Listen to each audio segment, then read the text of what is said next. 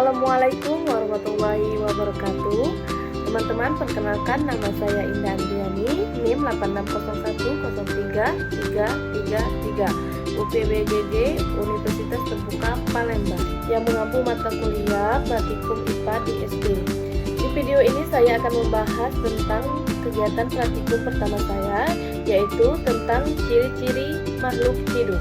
Saya akan membahas apa itu makhluk hidup.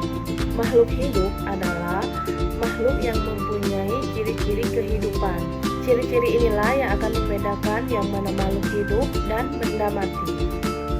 Di video ini saya akan mengamati 10 makhluk hidup, diantaranya 5 tumbuhan dan 5 hewan. Alat dan bahan yang diperlukan, yang pertama alat tulis, yang kedua tabel pengamatan, dan yang ketiga alam sekitar. Langkah kerja: 1. Siapkan alat tulis dan tabel pengamatan. 2.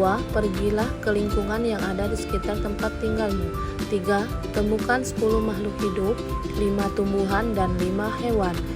4. Catatlah ke 10 jenis makhluk hidup tersebut dalam lembar pengamatan.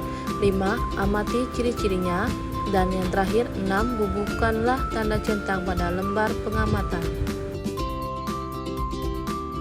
Di sini saya akan menampilkan video ataupun hasil pengamatan saya. Makhluk hidup pada tumbuhan: 1. Pohon nangka. 2. Ada pohon pisang.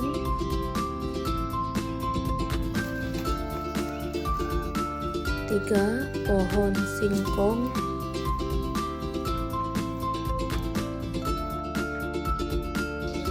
4. Pohon cabai. Dan yang kelima, makhluk hidup pada tumbuhan ada putri malu. Selanjutnya, makhluk hidup pada hewan: 1. Kucing. 2. Ayam. 3. Burung. 4. Ada ikan. Dan makhluk hidup pada hewan yang kelima yaitu cicak. Inilah tabel hasil pengamatan ciri-ciri makhluk hidup yang ada di tempat tinggal saya. Ada 10 nama makhluk hidup, diantaranya 5 makhluk hidup pada tumbuhan dan 5 makhluk hidup pada hewan. Berikut ciri-ciri makhluk hidup. 1. Bernapas. Semua makhluk hidup membutuhkan oksigen dari lingkungannya untuk bernapas. 2. Tumbuh. Makhluk hidup mengalami pertumbuhan sepanjang hidupnya. 3. Bergerak. Makhluk hidup memiliki alat gerak tertentu untuk melakukan gerakan. 4. Memerlukan makanan. Makhluk hidup mendapatkan makanan dengan cara memakan tumbuhan atau hewan lainnya. 5. Berkembang biak. Makhluk hidup dapat berproduksi untuk menghasilkan keturunan. 6.